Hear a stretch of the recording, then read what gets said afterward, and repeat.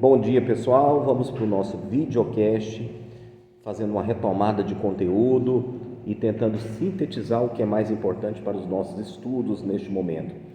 Com relação às penas restritivas de direito, mencionando que estamos fazendo esse videocast ao vivo, em sala de aula, com transmissão para todo o Brasil, quem é de Alexânia, de Abadiânia, quem é do Rio de Janeiro, que a gente tem um aluno aqui em sala de aula do Rio de Janeiro e de outros locais, todo mundo em acesso ou com acesso, possível acesso ao vivo aqui pelo YouTube.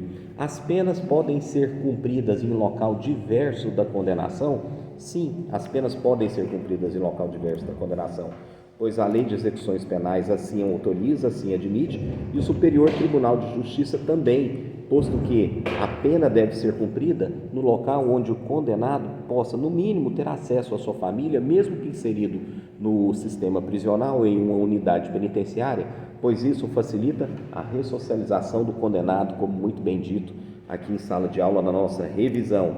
Então pode tranquilamente ser cumprido artigo 66, inciso 5, a linha G, súmula 192 e artigo 86 da Lei de Execuções Penais. Fiquem bastante atentos a essa questão extremamente importante. Então pode ser executada ou pode ser cumprida em local diverso do local onde ocorreu a condenação, altamente aceito pelo Superior Tribunal de Justiça.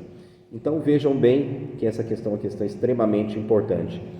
Suponha-se que o juiz condene um determinado réu a uma pena privativa de liberdade e a condenação não seja aceita pela defesa. Suponha-se que a defesa entenda que a condenação é mais alta, é uma condenação severa, e a defesa recorra com relação à dosimetria da pena.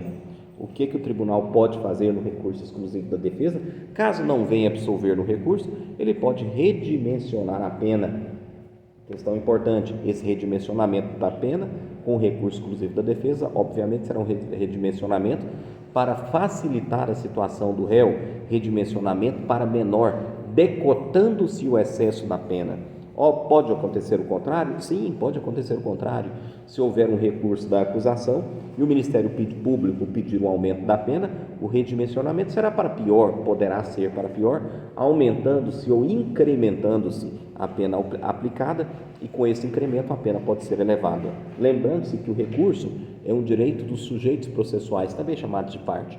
Tanto a defesa pode recorrer, quanto a acusação também pode recorrer da condenação. Esse redimensionamento é feito por quem? É feito pelo tribunal, porque uma vez publicada a sentença pelo juiz e recorrido, o juiz de primeiro grau, o juiz da condenação, já esgotou a sua atividade, nada mais podendo fazer. Então, qualquer outra atividade na sentença, qualquer modificação, deve ser feita pelo recurso. Esse recurso deve ser feito tanto pela acusação quanto pela defesa. Confissão dentro do direito penal, ela é uma atenuante. E a confissão deve ser livre, deve ser espontânea, sem qualquer tipo de pressão, sem qualquer tipo de coação. Eu posso usar a confissão e, junto com a confissão, utilizar uma tese discriminante? O que é uma tese discriminante? Eu posso confessar e, junto com essa confissão, alegar, por exemplo, a discriminante da legítima defesa? Posso, sem problema nenhum. Seria contraditório não utilizar, porque seria tese contraditória. Como que eu nego e depois alego uma legítima defesa? Não existe. Primeiro tem que se confessar. Depois de confessado, eu alego a legítima defesa dentro dos requisitos. Supõe-se que essa legítima defesa não seja acatada, mas eu confessei. O juiz pode usar essa confissão como atenuante? Pode, tranquilamente. Não foi acatada a tese da legítima defesa, mas a confissão está ali no processo. Concordam comigo? A confissão está presente. Então, tranquilamente. Regime inicial de cumprimento de pena. Gente, sempre que o crime for hediondo, nós já estudamos aquelas regras de regime inicial. Fechado, semiaberto, aberto. Acima de 8 anos, regime inicial, fechado. Entre 4 e 8 anos, semiaberto. 4, inclusive abaixo, aberto. Se o condenado não for reincidente. Porque se o condenado for reincidente, obrigatoriamente o juiz trará ou imporá na pena um regime inicial mais severo, mais grave. O que seria semiaberto se torna fechado. O que seria aberto pode se tornar semiaberto ou fechado, a depender do juiz. E se o crime for hediondo? A lei dos crimes hediondos, que é a Lei 8.009 de 1990, diz que, sendo o crime hediondo, não importa a quantidade da pena, o regime inicial será obrigatoriamente fechado. Tá? Não importa a quantidade da pena, mesmo que a pena seja inferior a 8 anos. Sendo o crime hediondo, ao início da pena será obrigatoriamente fechado.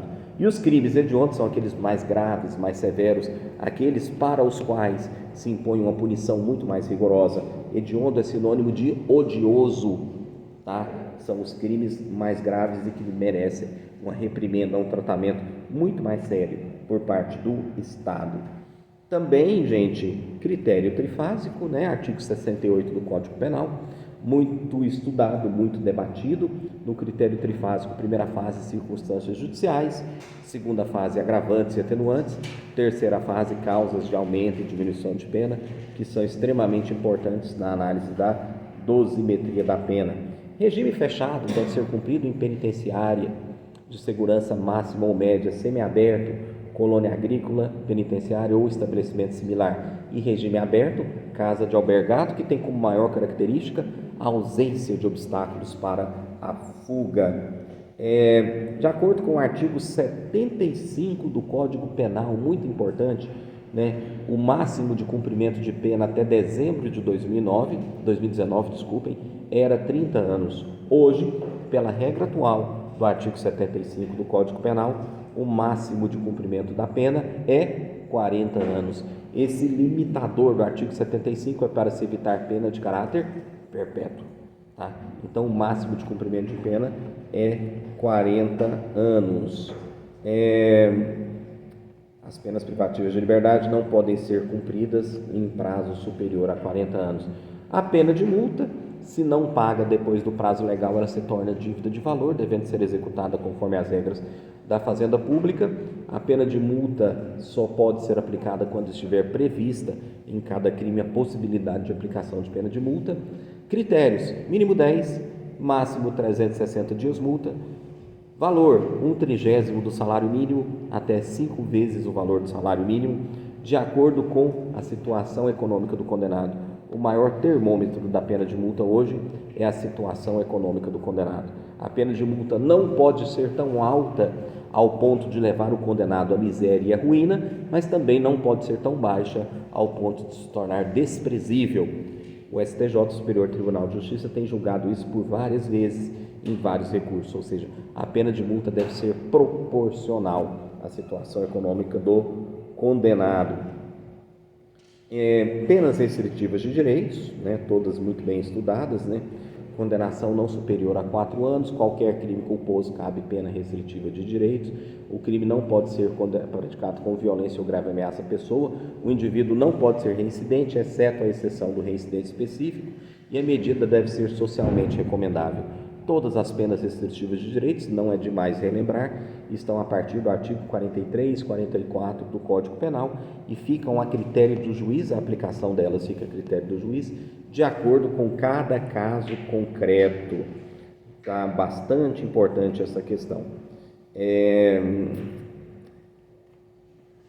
No que tange às penas privativas de liberdade, restritivas de direitos e multas, já foram todas estudadas, tá? A reclusão começa no fechado, passa pelo semiaberto e termina no aberto.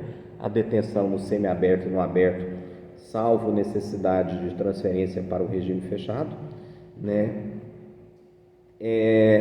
E um artigo que é considerado pela doutrina como um dos artigos mais importantes da parte geral, artigo 59, com seus 8 elementos para a dosimetria da pena, que não podem ser jamais esquecidos.